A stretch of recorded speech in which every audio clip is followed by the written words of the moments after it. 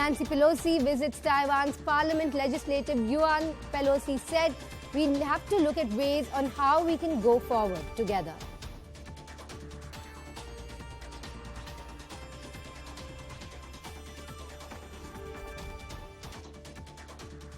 We come in peace for the region, and our chair of the Veterans Affairs Committee, Mr. Takano, representing our veterans, understanding the value of peace and the avoidance of conflict. They think in a strategic way about how to work together. They came here, we all did, to listen, to learn from you as to how we can go forward together.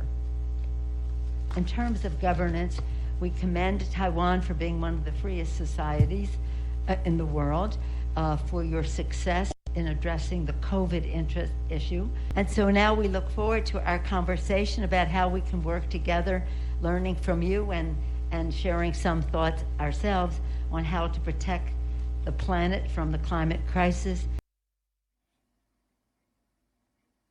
Now we're joined by my colleague Abhishek Jha for more perspective on this. Abhishek, it's been a few hours since she's landed in Taiwan. What is the ripple in the global community? And importantly, are there any countries that have stood by her in solidarity with regards to this visit and her staring down the dragon? Okay, so it looks like the visit of Nancy Pelosi has finally happened. And it is mostly, there is a escalation of diplomatic and military level, in terms of, if you talk about Taiwan Strait, we have seen how much of, movement of naval assets and aerial assets have been from the side of China also, and there have been reports from USA's military movement also in that area. So quite a, heightened tension zone is currently Taiwan Strait.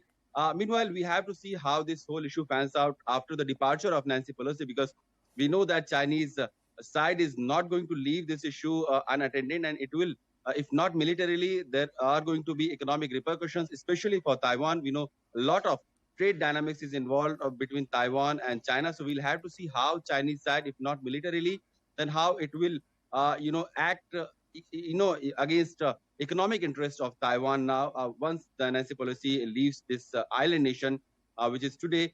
Then there hasn't been much of a global murmuring on this, but we know that every country has been watching very cautiously the steps that Chinese side is going to take and the steps that US has already taken. In fact, USA has taken these steps after a lot of careful consideration. In fact, we were initially reporting that US administration was not very much in favor of Nancy Pelosi visiting Taiwan because it would flare up the already strained relationship between USA and China. However, Nancy Pelosi has insisted, and finally she has also arrived in Taiwan. It has been a safe journey so far for her, and it has been, though the tension are very much high in the island nation and in and around. But we'll have to see how the repercussions of this visit will be, after a few days from now.